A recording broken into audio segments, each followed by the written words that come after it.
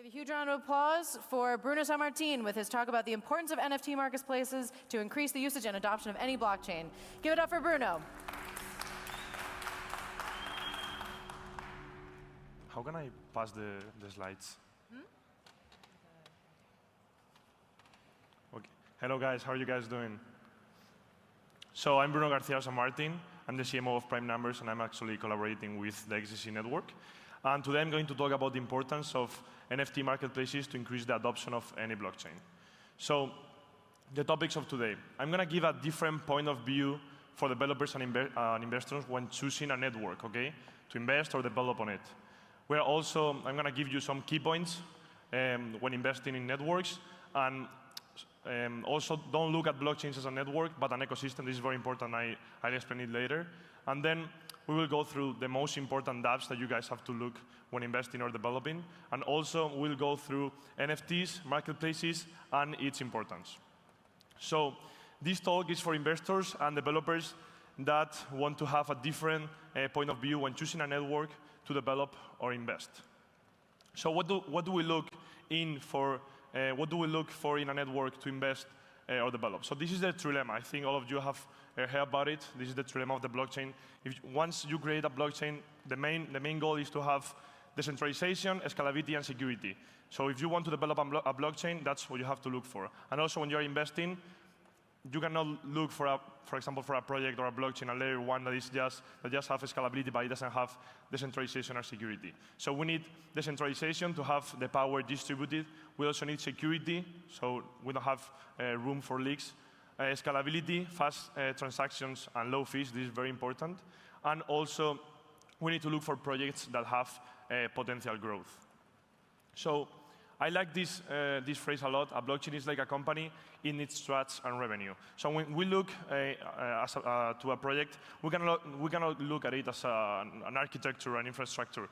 It's way more. We need to look at a blockchain as a company. Like, there are nodes. The nodes could be the offices. There are users. There are stakers. They could be the employees or the clients. So we need to look at as a blockchain like a company. And of course, it needs trust and revenue. But how do we gain that trust and that revenue? Because as a company, we need to make profits. A blockchain needs to make profits. How can we get that?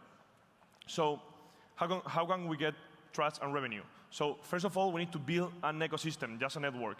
When you start to create a layer one, a layer two, or whatever, you cannot build a network. You have to go way farther. You need to think about building an ecosystem. Because a company is not just the name and the idea. A company has employees, offices. It has everything that you need to make revenue. So just think about building an ecosystem and not a network. For that, you need to develop DApps that build that ecosystem. So once you have those DApps working, you're going to have users that use your DApps for their own benefit. And if the users on that network have benefit, then you will get revenue afterwards. So you have to add value to the users, and then you will benefit from that.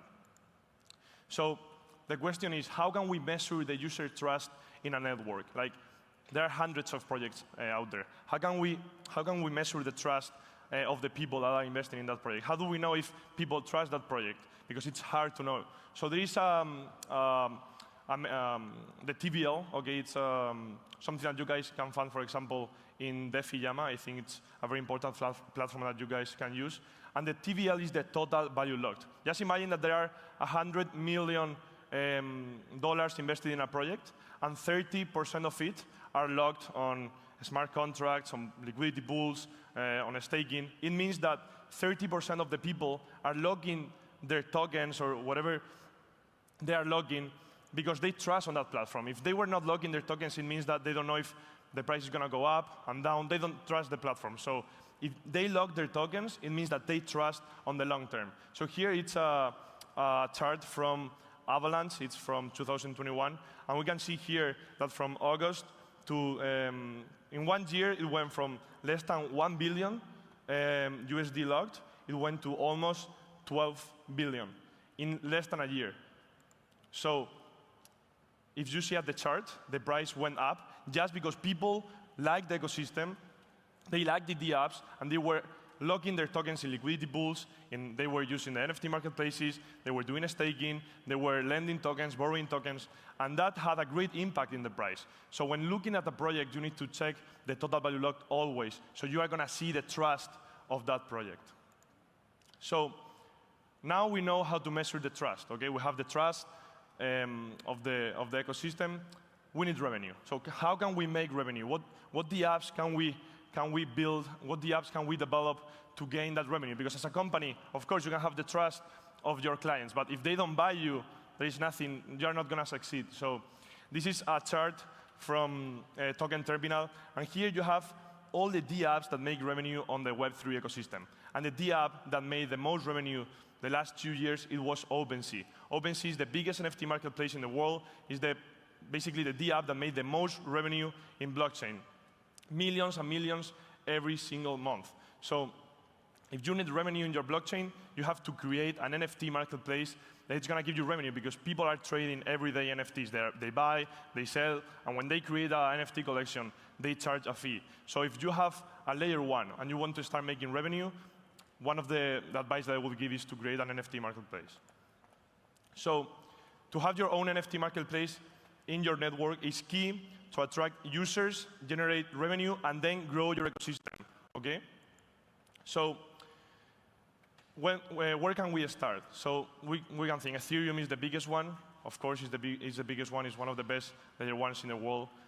But the problem in Ethereum right now is that there is no scalability, there is much competition, and you need huge funding if you want to get a little portion of that revenue that goes into the Ethereum ecosystem. So if you are an investor or you are a developer, I would advise to do that development of an NFT marketplace on a different layer 1 with actually low fees, 0 fees, or close to 0 fees, okay? Because then you're going to have more scalability, you're going to have less competition, and you don't need much funding, okay? There is no need for huge funding. One of the keys in Web3 to attract users is marketing. If you have much competitors like Ethereum, to attract those users, it's going to be very hard. You're going to need basically all the ecosystem to promote your project at the same time. If you just go to a layer 1 that is not that famous, and you're the first one to create that NFT marketplace, you are basically going to attract all the users from that network to your NFT marketplace, and then that layer 1 is going to start making revenue on its own. So investors look at the ecosystem, not networks. So when I started investing, I used to try to analyze the network, like how is the architecture, how is the blockchain. That's okay. That's something that we have to do. But we have to look way farther. We have to look at it as an ecosystem. Like, what are the DApps that are being built on that network? So if there is no ecosystem, if there are no DApps, if there are no NFT marketplaces, if there are not lending and borrowing platforms, you're going to have no users. If you have no users, why do you want to have a blockchain? That's just a user base. The thing is that it's just decentralized. But once you have those users, because you build an ecosystem, you focus on building, on developing, then you will earn that revenue, okay? So no ecosystem, no users, no revenue. So focus on building an ecosystem first, of course, on top of a network. Then you will start getting users, and those users will benefit from your DApps, and then you will start making revenue. So conclusion, investors, they look for networks with a potential growth for its ecosystem, okay? They don't look for a network that has 2 seconds, 2 TPS or low fees. They look for networks with a potential growth of its ecosystem. That's it. Also, developers, they develop DApps that will attract users on networks with potential growth. And also, NFT marketplaces, that's where it all started. Statistically, they are one of the best DApps to attract users and generate revenue on any blockchain. So if you are a developer or you're an investor, I would focus on blockchains that they don't have that many DApps. You can start building there. And as I said before, the total value locked is quite important to gain the trust. But there are two things that can happen when you look at the total value locked of a blockchain. One of them is that you might think that that project is not good because they don't have the trust. That might be okay. The other one is that it has a lot of potential to grow. If you find an ecosystem that has no total value locked, but it's good, they are starting to grow, you might be an early adopter. So the total value locked, we have to look at it as early investors as well. So that's basically it. I don't know if you guys have any questions.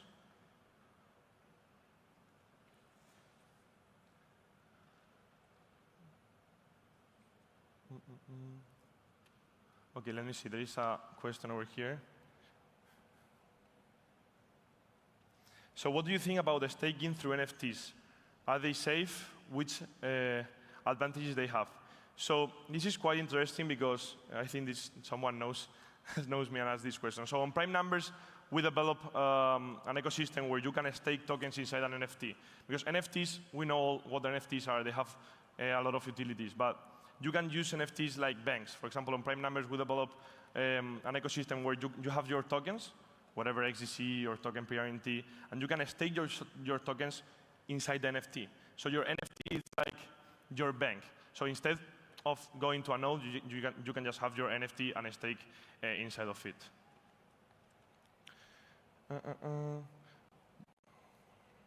Do you think the reputation of the layer 2s impacts the collector's perception of the value of the work?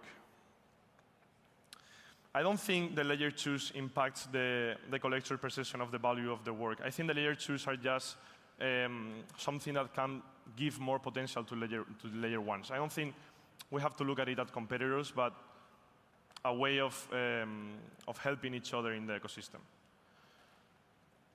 So I think those are all the questions. So thank you very much, and I hope you are enjoying Ethereum Barcelona.